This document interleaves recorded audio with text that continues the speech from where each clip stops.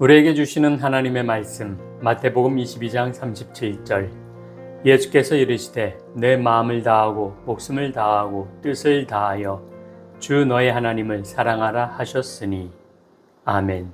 언제나 함께 하시는 하나님의 은혜와 사랑이 여러분들의 삶 가운데 가득해서 항상 건강하시고 평안하시기를 주님의 이름으로 축원합니다.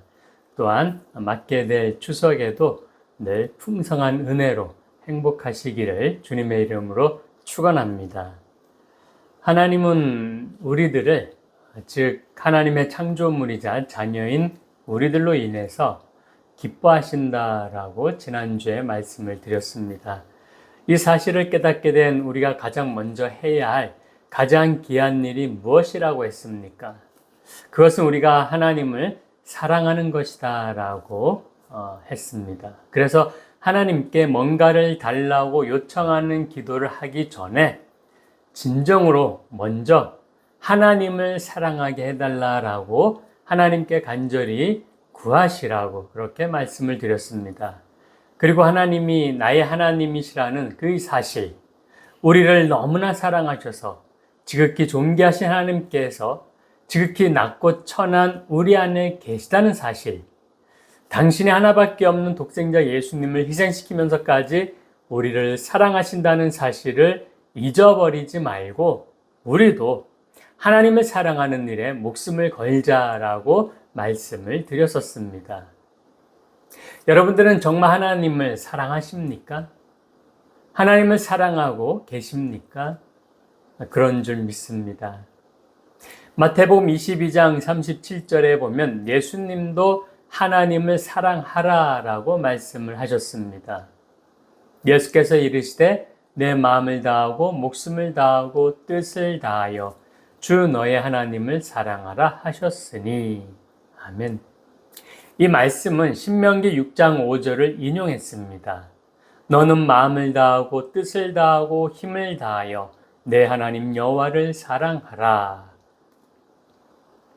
이것을 예수님은 마가복음에서 또 새롭게 정리를 해 주셨는데 마가복음 12장 30절에 내 마음을 다하고 목숨을 다하고 뜻을 다하고 힘을 다하여 주 너의 하나님을 사랑하라 하신 것이요 이렇게 말씀하시면서 마음, 목숨, 뜻, 힘 이 네 가지로 하나님을 사랑하라라고 정리해 주셨습니다. 마태복음 22장 말씀은 예수님이 가르치시는 내용이 나옵니다. 예수님이 가르치시는 내용과 모습은 가히 천재적입니다. 구약의 모든 성경 내용을 꿰뚫고 또 암기하면서 또 조합하면서 막힘없이 그 뜻을 풀이하고 또 비유를 들어서 설명하시는데 그것이 억지로도 아니고 논리적이고 아주 자연스럽고 또 이성적이며 타당해서 성경을 많이 안다고 하는 율법 박사들조차도 반박을 못할 정도였습니다. 그러자 그 중에 한 바리새인이 예수님께 수수께끼 같은 문제를 내게 됩니다. 한치라도 대답을 잘못하게 되면 흠을 잡을 만한 그런 일종의 시험이었던 것입니다. 선생님, 율법 중에서 어느 계명이 크니까? 이 질문의 답이 마태복음 22장 37절이었습니다. 하나님을 사랑하라. 그리고 이어서 38절에서 말씀하죠. 이것이 크고 첫째 되는 계명이요. 둘째도 그와 같으니 내 이웃을 내 자신과 같이 사랑하라 하셨으니 이 두 계명이 온 율법과 선지자의 강령이니라. 이렇게 말씀하셨습니다. 우리가 잘 알듯이 예수님이 말씀하신 첫째와 둘째 계명은 사실 십계명의 핵심 요약입니다. 하나님이 십계명을 주신 목적이 하나님 사랑과 이웃 사랑임을 예수님이 분명하게 가르쳐 주시는 것입니다. 그러나 율법사들은 뭐가 중요했죠? 십계명을 잘 지키느냐 못 지키느냐 이거 중요히 여겼습니다. 율법을 잘 지키느냐 중요하게 여겼다는 거죠. 지엄하신 하나님의 말씀이니 당연히 하나님이 직접 돌판에 새겨준 십계명이니까 잘 지켜야 합니다. 그런데 하나님의 뜻은, 하나님의 진정한 목적은 법을 지켜야 하는 것이 아니라 사랑함이었습니다. 첫째가 사랑이고 둘째가 법 준수입니다. 그런데 사람들은 어땠습니까? 그 반대였습니다. 첫째가 법 준수이고 사랑은 둘째였습니다. 이것을 우리는 사자성어로 주객전도라고 합니다. 얼마 전에 TV 한문철 변호사의 한분리에서 방송된 그런 내용인데, 주차된 차들 때문에 어쩔 수 없이 중앙선을 넘어서 주행하다가 사고가 났는데, 상대차는 음주운전으로 중앙선을 넘어오는 그 블랙박스 차를 충돌했습니다. 그러나 경찰은 상황상 어쩔 수 없이 중앙선을 넘은 차를 중앙선 침범으로 처리해가지고 더 과실이 크다라고 판단을 했습니다. 음주운전자는 음주운전에 대한 벌칙만 받으면 된다는 거죠. 부딪혀서 차 파손된 거 이런 것은 오히려 중앙선을 넘어야만 했던 그 차에게 책임이 전가된 것입니다. 중앙선을 넘을 수밖에 없는 상황에 음주운전차가 정지하지 못하고 충돌한 사고에 대해서 그 상황을 고려하지 않고 법대로 했다라는 경찰의 태도죠. 보통 그 골목길은 통상 좁은 곳이니까 한 차가 중앙선을 몰고 오면 반대 차선은 기다려주는 곳이었다고 합니다. 그런데 음주운전으로 인해서 그냥 멈추지 않고 인식을 못하고 충돌한 차가 사실 더 잘못한 거죠. 근데 법은 아니라는 거죠. 법은 당연히 우리가 생각할 때 잘 지켜야 하는 것이 맞습니다. 근데 법의 목적이 사건, 사고를 예방하면서 안전한 사회를 이루는 것이 우선 아니겠습니까? 그렇지만 이런 안전보다 선을 넘었느냐 안 넘었느냐 이 따지는 것이 이 법의 목적이 아니어야 한다라는 거죠. 이런 세상의 법을 허점을 악용하면서 그렇게 참 괜찮은 선한 사람들을 힘들게 하는, 악용하는 사례가 얼마나 많이 있습니까? 이건 역시 주객전도입니다. 그렇다면 우리는 하나님을 사랑하는 행위에 있어서 주객전도된 것이 없을까요? 우리는 그 전에 우리가 생각해야 할 것이 있습니다. 우리는 무엇으로 또는 어떻게 하나님을 사랑할 것인가입니다. 사람들이 이 세상에서 가장 값어치가 나가는 것을 하나님께 바치면 하나님이 좋아하실까요?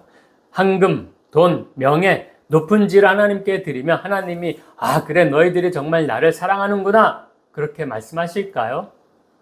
아닙니다. 하나님은 그 모든 것을 하찮게 여기실 것입니다. 왜죠? 창조주 하나님이시니까요. 무엇이 사람들이 좋아하는 그것을 하나님이 같이 좋아하실까요? 하나님 다 만드시면 되는데. 그렇다면 어떻게 하는 것이 하나님을 제대로 사랑하는 것일까요? 그 어떤 사람의 행위와 결과물로는 결코 하나님 사랑할 수 없다라고 저는 생각합니다. 하나님을 사랑할 수 있는 최고의 표현이 저는 예배라고 생각을 합니다. 예수님이 마가복음 12장 30절에서 마음, 목숨, 뜻, 힘, 이 네 가지로 하나님을 사랑하라고 하신 이 말씀이 10계명 제1계명부터 제4계명의 요약본이자 예배를 뜻합니다. 신명기 5장 7절에서 10절입니다.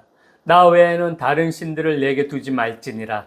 너는 자기를 위하여 새긴 우상을 만들지 말고 위로 하늘에 있는 것이나 아래로 땅에 있는 것이나 땅 및 물속에 있는 것의 어떠한 형상도 만들지 말며 그것들에게 절하지 말며 그것들을 섬기지 말라. 나 내 여호와 하나님은 질투하는 하나님인즉 나를 미워하는 자의 죄를 갚되 아버지로부터 아들에게로 3, 4대까지 이르게 하거니와 나를 사랑하고 내 계명을 지키는 자에게는 1000대까지 은혜를 베푸느니라. 아멘. 10계명의 첫 2계명은 하나님만을 예배하라는 말이 여러 다른 표현으로 반복되고 있는 것을 볼 수가 있습니다. 우리 앞에는 오직 하나님만을 두어야 합니다. 하나님께만 절하고 하나님만을 섬겨야 하는 것입니다. 하나님을 사랑하고 하나님의 계명을 지켜야 합니다. 이것이 하나님을 예배한다는 말에 포함된 의미들입니다. 그런데 예수님은 이것을 하나님을 사랑하라라는 뜻이라고 가르쳐 주셨습니다. 그러므로 하나님께 예배하는 것은 하나님을 사랑하는 것입니다. 하나님을 사랑하는 것이 하나님께 예배드리는 것이죠. 성경을 읽어보면 예배에 대한 명령과 표현이 정말로 많습니다. 예배하라는 직접적인 명령이 아니더라도 경외하라, 절하라, 찬양하라, 감사하라 등의 예배와 관계된 명령 표현법이 많습니다.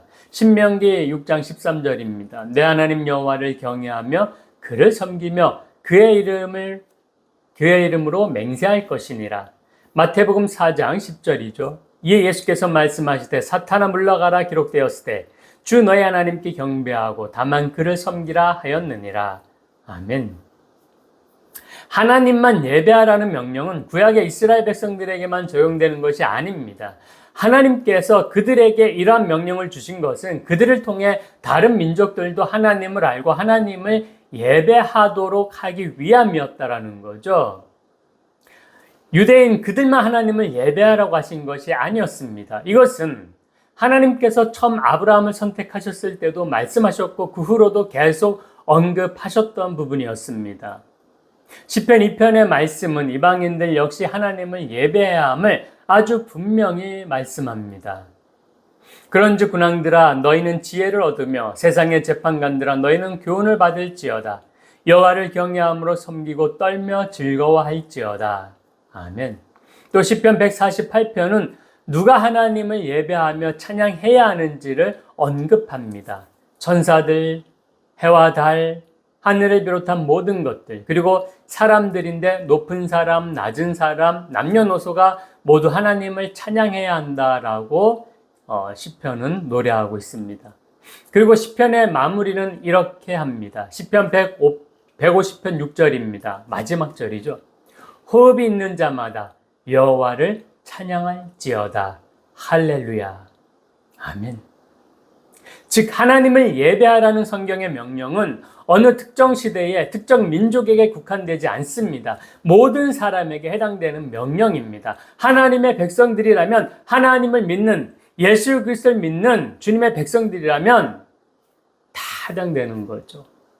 그리고 하나님의 창조물이라면 하나님의 구원받아야 되는 그런 백성들이라면 모두 다 복음을 알고 믿고 하나님을 믿고 의지하며 하나님께 예배 드려야 된다라는 말씀인 것입니다. 명령인 것입니다. 그렇다면 왜 하나님은 성경을 통해서 이런 명령을 주실까요?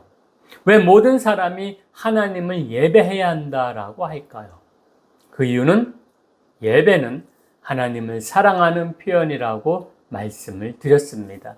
그렇다면 명령을 해서라도 하나님을 사랑하게 하고픈 이유가 아닐까요? 사람에게는 이상한 특성이 있습니다. 명령에는 저항을 하고자 합니다. 반항을 합니다. 그래서 최초의 사람 아담과 하와는 하나님의 명령에 결국 순종하지 못하고 에덴에서 쫓겨났습니다. 우리는 인간적으로 생각하기를 한 번 실수한 걸로 영원한 죄인이라고 낙인 찍을 수 있느냐? 하나님 너무하신 거 아니야? 라고 생각하거나 말할 수 있습니다. 그렇지만 하나님이 천지를 창조하신 목적이 무엇입니까? 요한계시록 4장 11절입니다. 우리 주 하나님이여 영광과 존귀와 권능을 받으시는 것이 합당하오니 주께서 만물을 지으신지라 만물이 주의 뜻대로 있었고 또 지으심을 받았나이다 하더라. 아멘. 모든 만물이 하나님을 위하여 창조되었습니다. 하나님은 모든 만물을 당신의 영광을 위하여 만드셨습니다.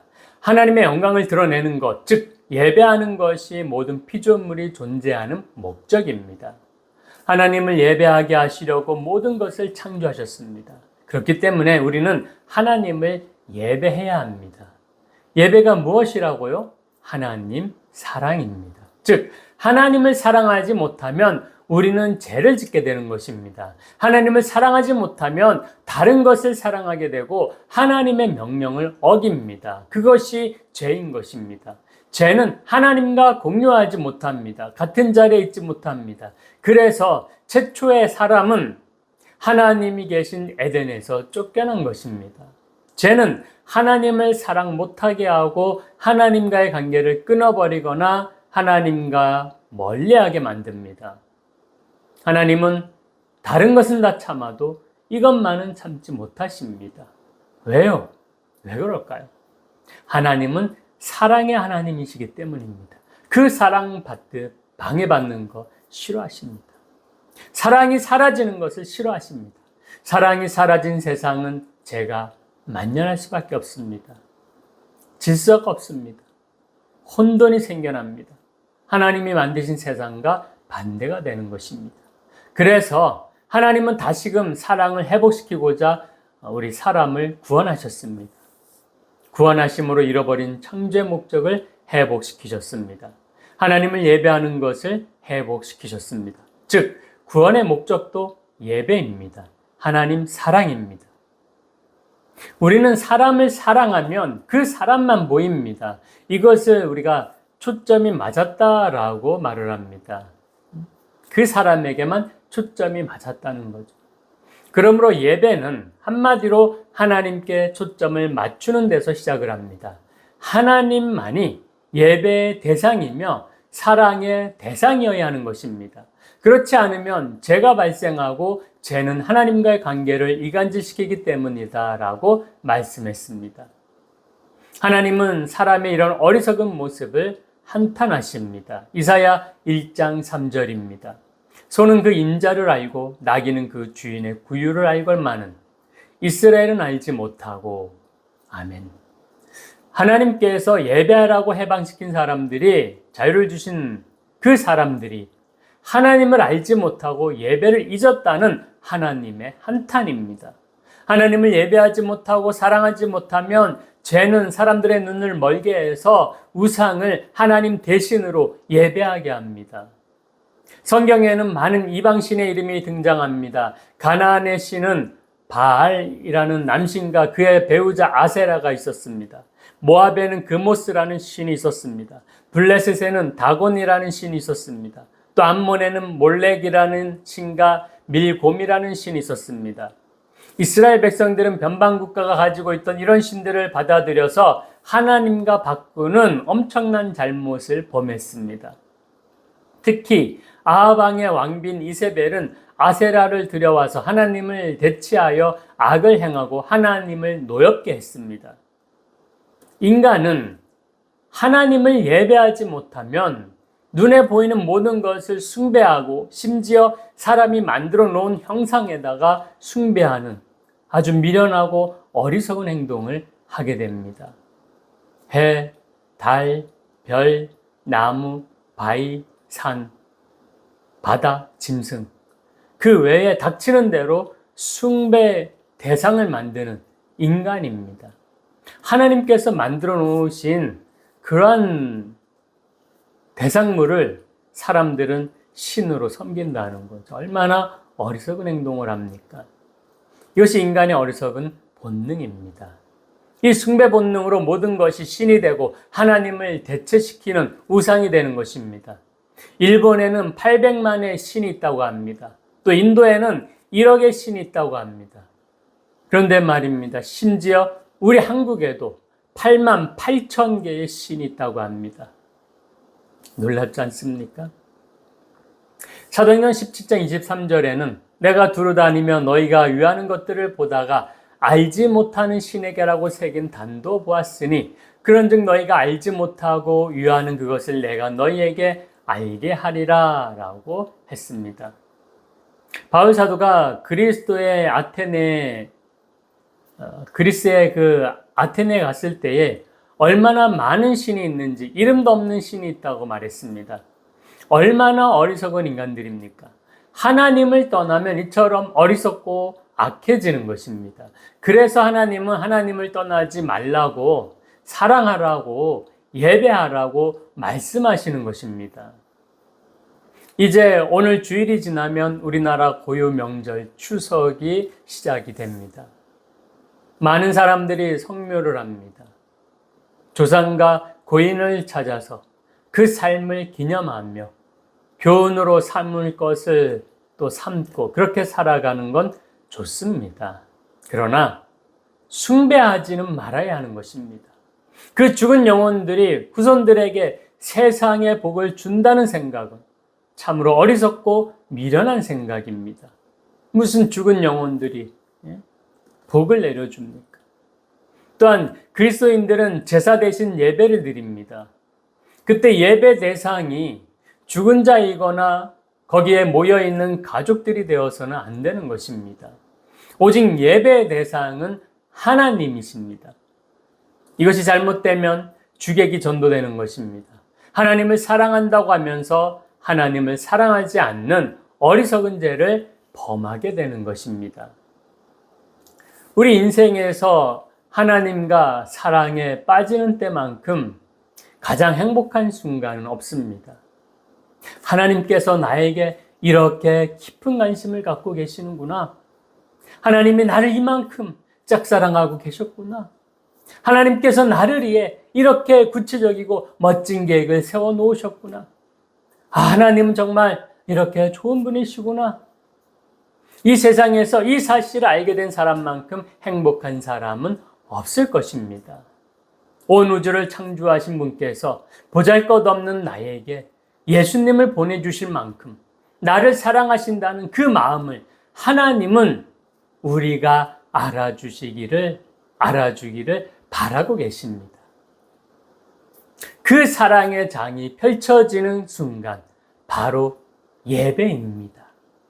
예배는 하나님을 사랑하는 놀라운 그 현장입니다. 그래서 예배 시간은 기쁨과 감동과 즐거움이 있어야 합니다. 감사와 은혜가 서로 고백되어지는 영적 충만의 시간이어야 합니다. 마냥 무겁고 지루해서는 온전한 예배가 안 됩니다. 정성을 다하는 것은 좋지만 형식에 너무 신경 쓴 나머지 마음의 감동과 기쁨이 없고 부담만 있다면 하나님은 그 예배를 받지 않으실 것입니다. 그러면 하나님을 사랑하고자 하는 노력은 실패할 것입니다. 즉, 하나님과의 온전한 사랑이 이루어지지 못할 것입니다. 바라기를 하나님과의 진정한 사랑이 펼쳐지는 온전한 예배를 드리는 우리 모두가 다 되시기를 주님의 이름으로 축원합니다. 기도하시겠습니다. 사랑이 많으신 하나님, 저희들은 하나님 앞에 온전히 예배드리기를 소망합니다. 예배는 하나님을 사랑하는 방법입니다. 왕이신 하나님을, 우리와 함께 하시는 하나님을 사랑하는 모습입니다. 주님, 저희도 온전히 예배드리게 하여 주시옵소서.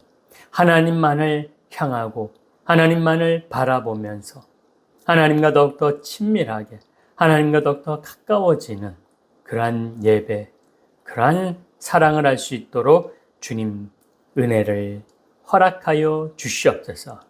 우리 주님 앞에 믿음으로 나아가는 저희들을 축복하시고 사랑하실 줄 믿사오며 거룩하신 예수님 이름으로 기도드리옵나이다. 아멘.